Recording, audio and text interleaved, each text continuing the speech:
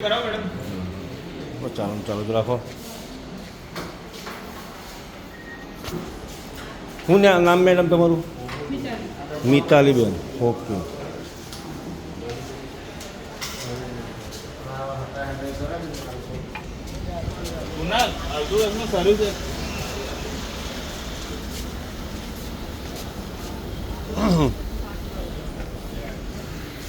મોટાભાઈ શું નામ તમારું? હે મોટાભાઈ તમારું નામ શું? તમારું નામ શું? કુણાલભાઈ પંચાલ. ઓકે. હવે એમાં એવું છે કે 2-3 દિવસ પડી રહેશે એવું ગાડી? એટલે વાંધો નહીં, એટલે હું પછી યુટ્યુબ પર છોડી દઉં ને, મારે કોઈ ટેન્શન નહીં ને. ને આ તો હું પહેલાં પણ સર્વિસમાં આવેલો તો મેં જોયેલું છે, આજે પણ આવું બધું જોવા મળે છે. વાંધો નહીં. હવે મારી ગાડી હું મહિન્દ્રાના શોરૂમ પર આવ્યો છું અને અહીંયા મને કોલનું ડિટેલ છે મારી પાસે, અને આ લોકો મને અહીંયા બોલાવ્યો પાદરાથી. અહીંયા કમસે કમ 20 થી 25 કિલોમીટરની આસપાસ થાય છે. મને અહીંયા બોલાવ્યો છે. બરાબર, મારી પાસે 3 રેકોર્ડિંગ આ લોકોના પડ્યા છે. 13 તારીખનું મને એપોઇન્ટમેન્ટ આપે છે ને આજે હું એ ગાડી આવું છું તો એ લોકો એવું કહે છે કે અમારી પાસે કોઈ એપોઇન્ટમેન્ટ નથી. તો આપ જોઈ શકો છો કે મારી ગાડીની અંદર પ્રોબ્લેમ છે એલેક્ઝાનો અને બીજો પ્રોબ્લેમ છે એની અંદર. હવે આ ગાડી હું અહીંયા મૂકીને જાઉં છું. એ લોકો મારી ગાડીનું કશું નિરાકરણ કરતા નથી. આપ જોઈ શકો છો મહિન્દ્રાનો શોરૂમ અહીંયા.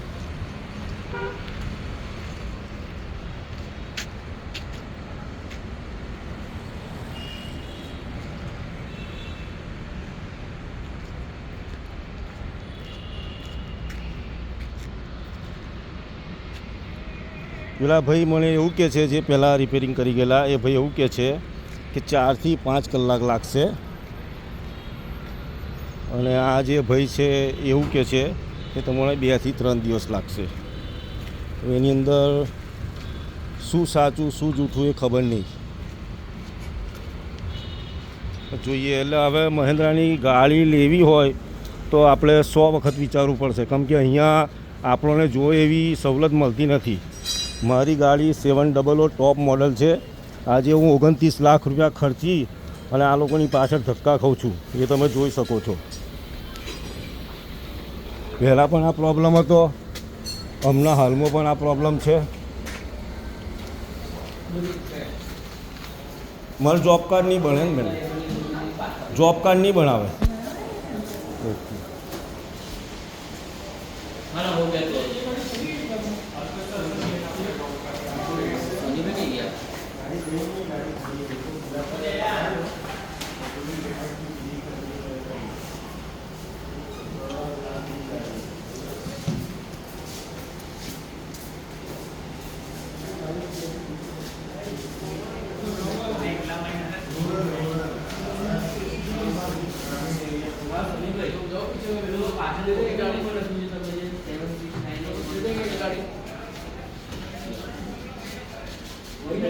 10:30 આવેલો છું અહીંયા. હવે 10:30 આવ્યા પછી આજે 11:15 આસપાસ થાય છે, તમે જોઈ શકો છો.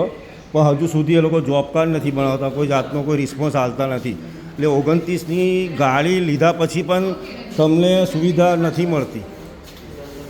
આ તમે જોઈ શકો છો, કોઈને કશી પડી નથી.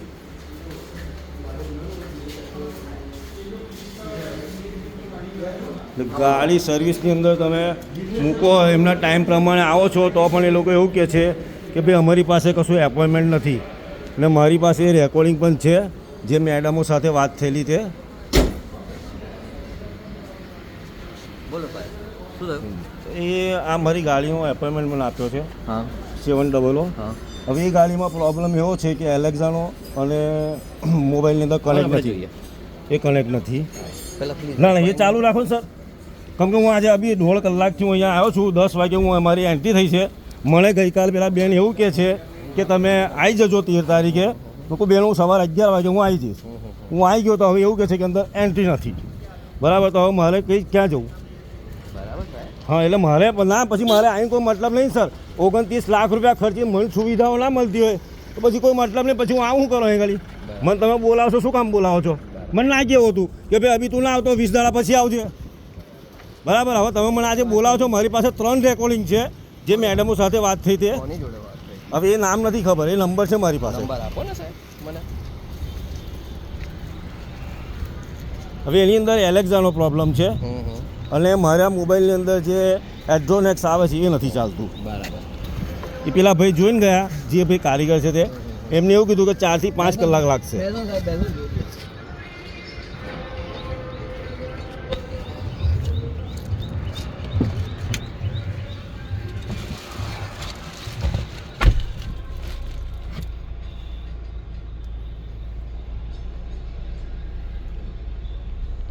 પહેલાં સર્વિસમાં આવ્યો તો આ પ્રોબ્લેમ હતો.